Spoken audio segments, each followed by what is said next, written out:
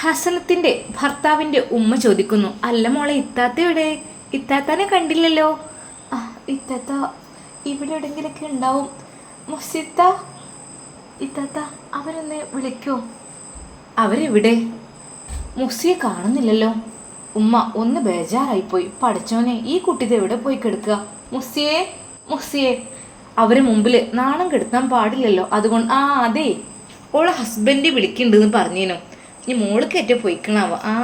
ഞങ്ങൾക്ക് ഓളെ കാണാൻ വല്ലാത്തൊരു പൂതിയായിരുന്നു. ഞാൻ അങ്ങനെ മോനോട് പറയും, മോനെ ആള് മാറരുത് കേട്ടോ. മുഹ്സിനെയും ഹസനത്തും കണ്ട ഒരുപോലെ തന്നെ ഇരിക്കും. വലിയ വ്യത്യാസമൊന്നുമില്ല, കുറഞ്ഞൊരു ഹൈറ്റ് വ്യത്യാസം മാത്രമേ ഉള്ളൂ അല്ലേ, കുറഞ്ഞൊരു തടിയൊക്കെ ഒരുപോലെ തന്നെയാണ്. അപ്പം ഞാൻ അങ്ങനെ മോനോട് പറയും. അപ്പോൾ മോനെ കളിയാക്കും, എന്താ ഉമ്മ നിങ്ങൾ ഇരട്ടക്കുട്ടികളൊന്നല്ലല്ലോ. ഇരട്ടക്കുട്ടികളല്ലെങ്കിൽ ഒരു വലിയ മാറ്റമൊന്നുമില്ല, പക്ഷെ ശരീരത്തിൻ്റെ ഘടനയൊക്കെ ഒരുപോലെ തന്നെയാണെന്ന് പറയും. അപ്പോൾ ഞാൻ ഇവരോടൊക്കെ പറഞ്ഞേ അവളെ ഒന്ന് കാണാൻ നമുക്ക് എന്ന്. അപ്പോൾ അത് വേണ്ടി ചോദിച്ചതാ. നിങ്ങൾ വരി, ഭക്ഷണം കഴിക്കുക. ഓളപ്പൊത്തിനെ ഫോൺ വിളിയെ കഴിഞ്ഞ് എത്തിക്കോളും. അവർക്കുള്ള ഭക്ഷണമെല്ലാം അതാ അവിടെ വിളമ്പി കൊടുക്കുന്നു.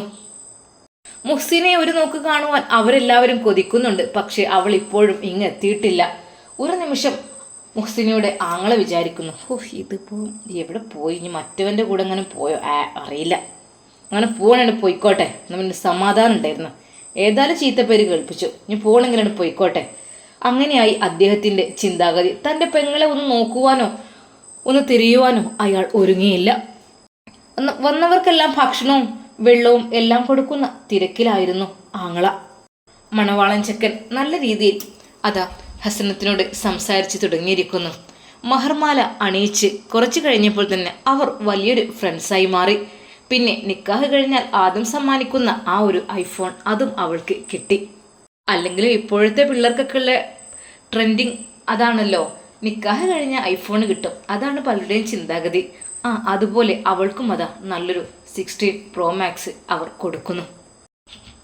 അതിൽ നാത്തും പറഞ്ഞു, ഇനി ഇഷ്ടം പോലെ വിളിക്കും വർത്താനം വരെയൊക്കെ ചെയ്യാലോ. മറ്റേത് ഓൾക്ക് ഫോണൊന്നും വല്ലാതെ ഓൾ എടുക്കൂലേനു. ഉമ്മാൻ്റെ ഫോണൊക്കെ എപ്പോഴേ എടുക്കാന്നല്ലാതെ നിക്കാഹ് കഴിഞ്ഞവനെ പേടിക്കാമല്ലോ. പിന്നെ ഞങ്ങളന്ന് നമ്മൾ കാണാൻ വന്ന് മുട്ടാടുത്ത് പോയതിൻ്റെ ശേഷം ഫോൺ കൊടുക്കൽ പതിവുണ്ട് എല്ലാവർക്കും. പക്ഷെ ഞമ്മക്കത് പറ്റൂല. കാരണം നിക്കാഹ് കഴിയാതെ ഫോണെന്നല്ല എന്തും കൊടുക്കുന്നത് ശരിയല്ല. നമ്മൾ ശരിക്ക് നിക്കാഹ് കഴിഞ്ഞതിൻ്റെ ശേഷമാണ് കൊടുക്കേണ്ടത്. അങ്ങനെ ആകുമ്പോൾ ഹലാലായി. ഇനിയിപ്പോൾ ഓർക്ക് പോവുക വരിക ഇരിക്കുക ടൂറ് പോവുക എന്ത് വേണമെങ്കിലും ചെയ്യാം, മുണ്ടിപ്പറയേ. മറ്റേത് നിക്കാഹ് കഴിയാതെ ഫോണാണ് കൊടുക്കും. എന്നിട്ട് എന്തായി തീരും? ഈ മക്കളിത് അങ്ങോട്ടും ഇങ്ങോട്ടും ഫോൺ കൈ കിട്ടിയതല്ലേ, അങ്ങനെ വിളിക്കും. ഉറക്കമില്ല ഊണുമില്ല എന്ന് പറഞ്ഞ പോലെ.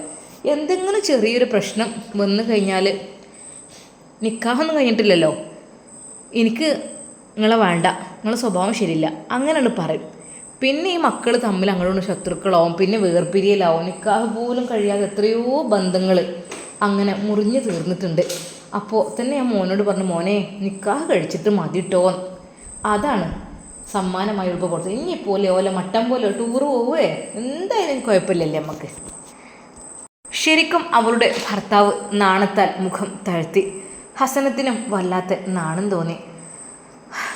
ഉമ്മ ആശ്വസിച്ചു, പഠിച്ചോനെ ഏതായാലും നിക്കാഹ് കഴിഞ്ഞ് കിട്ടിയല്ലോ, സമാധാനമായി. ഇനിയിപ്പോൾ എന്തായാലും വേണ്ടില്ല. എന്നാലും എൻ്റെ കുട്ടി മുഹ്സി എവിടെ? ഉമ്മക്ക് ഒരു സമാധാനമില്ലായിരുന്നു. മുഹ്സിയെ എവിടെ റബ്ബൻ്റെ കുട്ടി? ഒരു നിമിഷം ഉമ്മ വിചാരിച്ചു, പഠിച്ചോനെ നമ്മളെങ്ങാനും പറഞ്ഞതോള് കേട്ടോ? മോനിന്ന് രാവിലെ തന്നെ എന്നോട് പറഞ്ഞതെങ്ങാനും കേട്ടോ? അതുകൊണ്ട് മാറിക്കായിരിക്കോ പാവം എൻ്റെ കുട്ടി. എന്നാൽ ഈ സമയം മുഹ്സിന പണി തീരാത്ത ആ വീട്ടിൽ നിന്ന് ഓരോന്ന് ആലോചിക്കുകയായിരുന്നു. അല്ലാ, എൻ്റെ ഉപ്പ കഴിഞ്ഞാൽ എനിക്ക് വേണ്ടി ജീവിതം മാറ്റിവെച്ചത് എൻ്റെ പ്രിയതമനായ സീനുമാണ് റബ്ബേ. അദ്ദേഹത്തിൻ്റെ മേൽ എന്നും നിൻ്റെ കാവലുണ്ടാകണേ അല്ലാ. നീ സംരക്ഷിക്കണേ പടച്ചവനെ. ലോകത്തിൻ്റെ ഏത് മൂലയിലാണെങ്കിലും അദ്ദേഹത്തിന് നീ കാവൽ നൽകല്ല. എന്നെ അത്രയ്ക്ക് സ്നേഹിച്ചിരുന്നു എൻ്റെ സീനു. മുറ്റത്ത് നിന്ന് ഉമ്മ വിളിക്കുന്നു, മുഹ്സിയെ, മോളെ മുഹ്സിയെ. പാവം ഉമ്മയെ ടെൻഷനാക്കണ്ട. അവൾ പതുക്കെ ആ വീട്ടിൽ നിന്ന് ഇറങ്ങി അടുക്കള ഭാഗത്തു കൂടെ അങ്ങോട്ട് മുറ്റത്തെത്തി. മോളെ മുഹ്സിയെ എവിടെയാണ് ഉമ്മാൻ്റെ കുട്ടി? ഉമ്മ ഞാൻ അങ്ങോട്ട് മാറി നിന്നു. അതെന്തേ? ഇക്കാക്ക രാവിലെ പറഞ്ഞത്. മോളെ സാരല്ല, ഉമ്മാൻ്റെ കുട്ടിൻ്റെ വിധി ഒന്നും പറയൊന്നും വേണ്ട കേട്ടോ, ഓൻ വിളിക്കലുണ്ട് പറയലുണ്ട് തന്നെ പറഞ്ഞോണ്ട്. ഞാൻ പറഞ്ഞു ഫോൺ ചെയ്യാൻ വേണ്ടി മേലക്കാണ് കയറി പോയിക്കണമെന്നോ. പെട്ടെന്ന് മുഹ്സിന അവരുടെ ഇടയിൽ പ്രത്യക്ഷപ്പെട്ടു. അല്ലാ, ഇത്താത്താനെ കാണാറ്റി ഞങ്ങൾ ചോദിച്ച് നിൽക്കുകയായിരുന്നു. അതെ ഇവളോടെ ഞാൻ പറഞ്ഞു, ഈ മോനോട് രണ്ടുപേരും ഒരുപോലെ തന്നെ ഉണ്ട്. ഞമ്മക്ക് ഇൻഷാ അല്ലാ കല്യാണമൊക്കെ ഒന്നുകൂടി വലുതായിട്ട് നടക്കണം.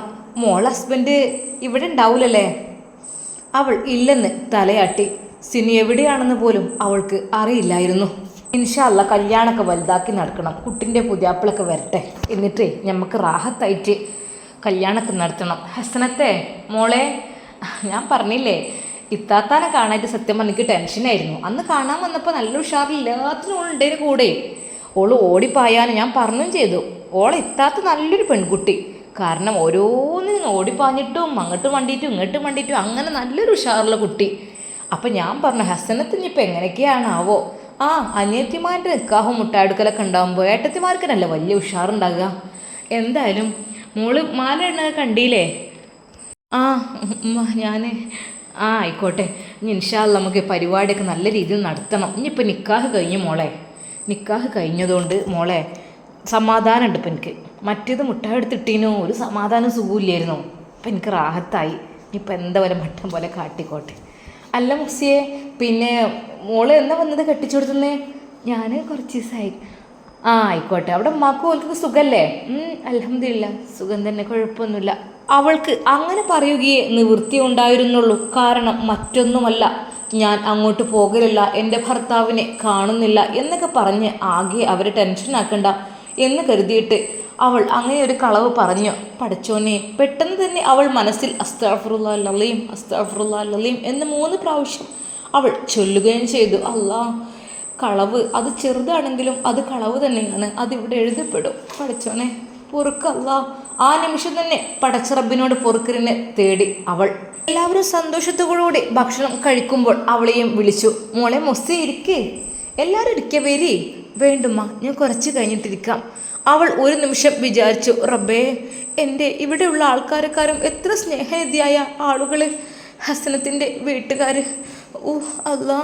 ഉമ്മ പറഞ്ഞു, ഓള് കുറച്ചേണ്ടിരുന്നോളൂ, ഞങ്ങൾക്ക് ഇരിക്കാനില്ലേ, ഓൾ ഒപ്പിരുന്നോളൂ, നിങ്ങൾ കഴിച്ചുകൂടി. അല്ലല്ല, വാ മുസിയെ, എനിക്ക് പെരുത്ത് ഇഷ്ടമാണ് അന്നെ, എന്താണെന്നറിയില്ല, വല്ലാത്തൊരു ഇഷ്ടമാണ് എനിക്ക്. അന്ന് ഞാൻ കണ്ടപ്പോൾ തന്നെ, ഞാനിപ്പോൾ അത് അറിയില്ലല്ലോ മോളെ, സത്യം പറഞ്ഞാലേ പെണ്ണ് കാണാൻ വന്നപ്പോൾ ഫസ്റ്റ് വിചാരിച്ചത് ഇതാണ് പുതിയെണ്ണെന്നാണ്. അങ്ങനെ പിന്നെ ഹസനത്തിനെ കണ്ടു. ഹസനത്തും ഈ ഏകദേശം ഒരുപോലെ ഉണ്ട്. പക്ഷെ എനിക്ക് അന്നെയാണ് ഞാൻ ഫസ്റ്റ് കണ്ടുപിടിച്ചത്. പിന്നല്ല എന്നെ കെട്ടിച്ചതാണെന്ന് പറഞ്ഞത്. അങ്ങനെയൊക്കെ ഒരു തെറ്റ് പറ്റിപ്പോയി മോളെ. അതുകൊണ്ടാണ് ഞാൻ എന്നെ കാണുന്നത്. ഞാൻ ഇവിടുന്ന് പെണ്ണ് കണ്ടു പോയപ്പോൾ തന്നെ അവിടെ വീട്ടുകാരോടൊക്കെ പറഞ്ഞേ, അവിടെ ഉണ്ട് 2 കുട്ടികളാണ്, ഏട്ടത്തി അഞ്ചത്തി ഉണ്ട്, ബാപ്പ മരിച്ചിട്ടുണ്ട്, പിന്നെ ഒരു ആങ്ങളയും.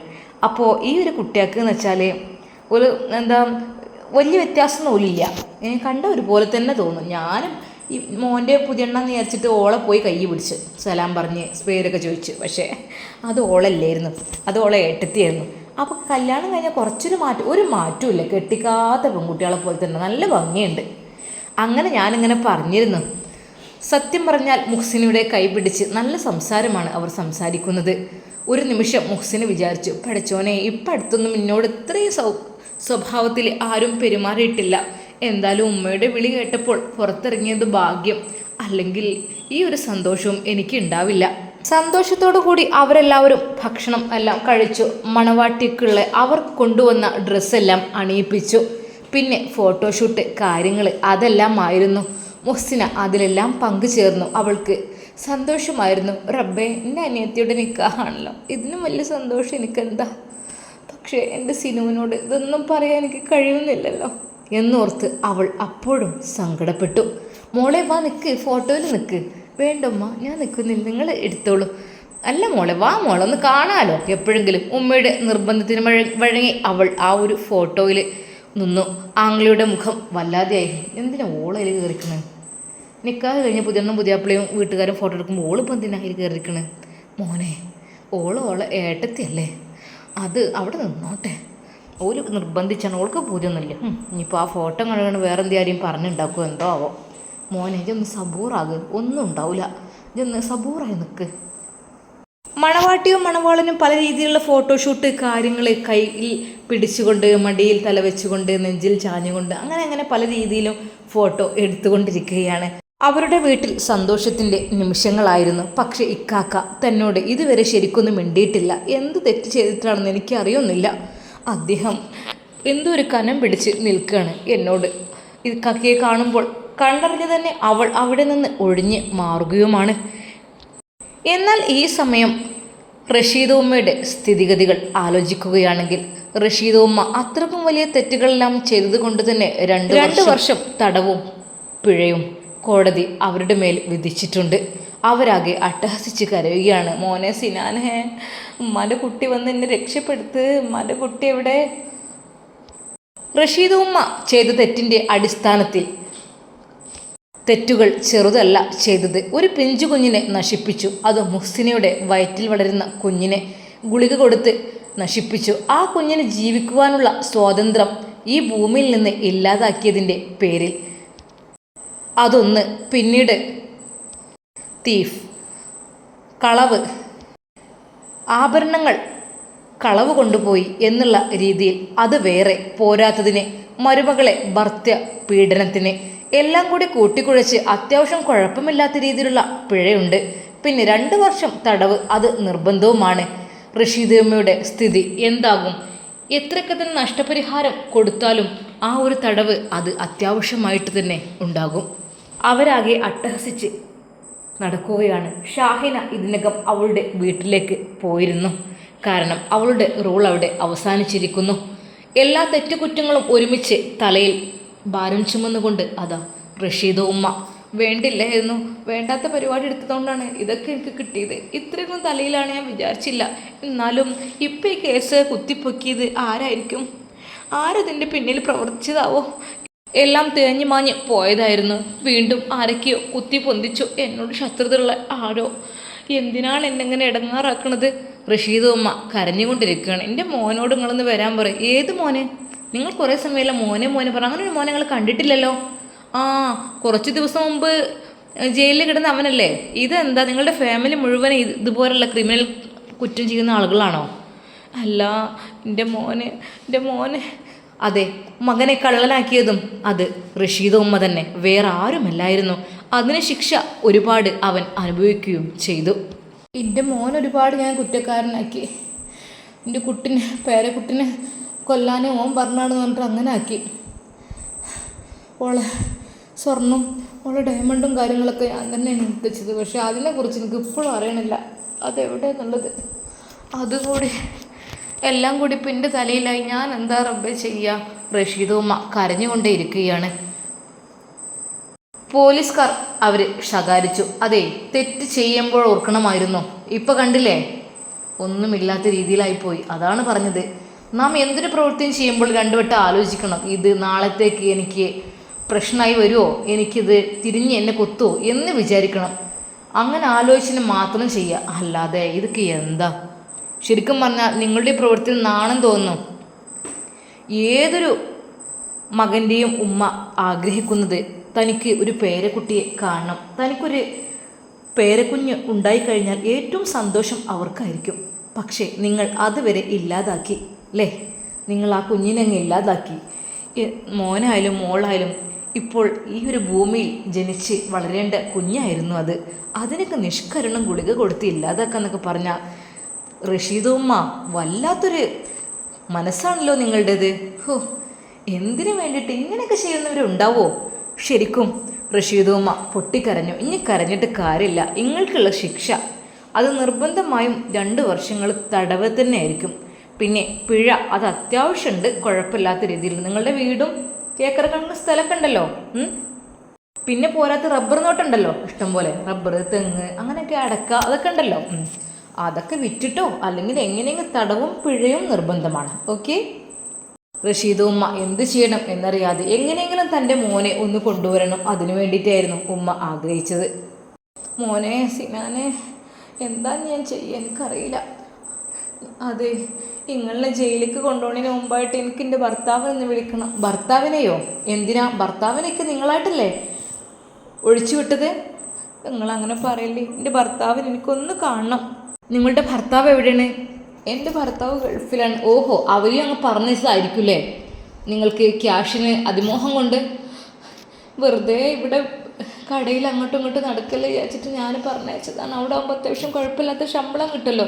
ഓഹോ, നിങ്ങൾ അത്രക്കും ഒരു അത്യാഗ്രഹിയാണെന്നുള്ള കാര്യം ഇപ്പോഴാണ് മനസ്സിലായത്. നിങ്ങൾക്ക് ഈ ശിക്ഷയൊന്നുമല്ല വേണ്ടത്. കോടതിയുടെ ശിക്ഷ 2 വർഷം, അത് കുറഞ്ഞു പോയെന്ന് എനിക്കൊരു ഡൗട്ട്. ചുരുങ്ങിയത് 5 വർഷങ്ങൾ നിങ്ങൾ കിടക്കേണ്ടിയിരുന്നു. എന്നാലും നിങ്ങളൊക്കെ പഠിക്കോ. പിന്നെ ഋഷിത, ഇപ്പോഴെങ്കിലും ഓർത്തോ, നിങ്ങൾ ഇത്രക്കും വലിയ തെറ്റുകുറ്റങ്ങളൊക്കെ ചെയ്ത് നിങ്ങൾ ജയിലിലേക്ക് പോകാൻ വേണ്ടി പോവുകയാണ്. ഒരിക്കലും അത് ഭയങ്കര നാണക്കേടുള്ളൊരു പരിപാടിയാണിത്. അതും നിങ്ങൾ ഫാമിലിയായി ജീവിക്കുന്ന നിങ്ങൾ കണ്ടറിഞ്ഞ ശിക്ഷ ഏറ്റുവാങ്ങേണ്ട അവസ്ഥ, അതായത് നിങ്ങൾ ചെയ്തിട്ട് നിങ്ങൾക്ക് ശിക്ഷ ലഭിക്കുക, അങ്ങനത്തെ ഒരു അവസ്ഥയ്ക്ക് അത് ശരിക്കും ഭയങ്കര ഒരു ഇതാണ് കേട്ടോ. ഒന്ന് ആലോചിച്ചാൽ മനസ്സിലാവൂലേ. അത് എനിക്ക് പോണതിൻ്റെ മുമ്പ് എൻ്റെ ഭർത്താവിനൊന്ന് വിളിക്കണം. ഭർത്താവ് എവിടെ നോക്കട്ടെ, നമ്പർ ഇതാ ഇത്. അങ്ങനെ അതാ റഷീദുമ്മ ഭർത്താവിനെ വിളിക്കുന്നു. Hello hello. ഭർത്താവിന് ദേഷ്യം പിടിക്കുകയാണ്. എന്തടേ? അതെ, എന്നെ വീണ്ടും പോലീസ് പിടിച്ചിക്കണം. എന്തിന് വീണ്ടും ഓരോ പൊട്ടത്തരങ്ങൾ കാട്ടിക്കൂട്ടിയോ? ഞാൻ സ്വർണം കാണാനില്ല എന്നൊക്കെ പറഞ്ഞിട്ട് എന്നെയാണ് ഇപ്പോൾ പിടിച്ചത്. പിന്നെ പല കുറ്റത്തിൻ്റെ പേരിലും ഞാൻ എന്താ ചെയ്യുക? ഇജ് അനുഭവിച്ചതിന് ശിക്ഷ അനുഭവിക്കുക കേട്ടോ. തൽക്കാലം ഞാനിവിടെ ഒരു മിസിരിപ്പെണ്ണിനെയും കെട്ടിവിടെ കൂടാ, അതായിരിക്കും നല്ലത്. ഉപ്പ കണ്ടറിഞ്ഞ് തന്നെയാണ് അത് പറഞ്ഞത്. അത് 2 കുട്ടികളുള്ള ഭർത്താവ് മരിച്ചൊരു പെണ്ണുണ്ട്. ആ പെണ്ണിനെ കെട്ടിയിട്ട് ഞാനിവിടെ അങ്ങ് ജീവിച്ചോളാം. തൽക്കാലം കുറച്ചു കാലം ജയിലിൽ കിടക്കി. എന്താ മനുഷ്യ നിങ്ങളീ പറയണത്? ഈ ഇടങ്ങാറായ നേരത്ത് എന്താ എനിക്ക് പറ്റൂലേനല്ലോ അല്ലേ? എന്തൊക്കെയാണ് നീ പറഞ്ഞിട്ടത്? അങ്ങനത്തോനെ ഇങ്ങനത്തോനെ എന്തൊക്കെയോ പറയും. ആണാണോ? ആണത്തമുണ്ടോ? അങ്ങനെ പലവട്ടം ഇനി ഈ പറഞ്ഞിരുന്നു. നോക്കട്ടെ ആണത്തുണ്ടോ ഇല്ല എന്നൊക്കെ ഉള്ളത്. ഞാനൊന്ന് അതെ, അവശയായ 2 കുട്ടികളുള്ളൊരു പെണ്ണാണ്. ആ പെണ്ണ് ഒറ്റയ്ക്ക് ജീവിക്കുകയാണ്. അപ്പോൾ എൻ്റെ ഒരു അറബിയാണ് ഈ ഒരു കാര്യം എന്നോട് പറഞ്ഞത്. അതുകൊണ്ട് ഞാൻ അവളെ വിവാഹം കഴിച്ച് ഇവിടെ കൂടാ. വീട്ടിലെത്തിയാൽ നിൻ്റെ കൂടെ ഒന്ന് കിടക്കാൻ വരെ എനിക്ക് സമ്മതമില്ല അല്ലേ?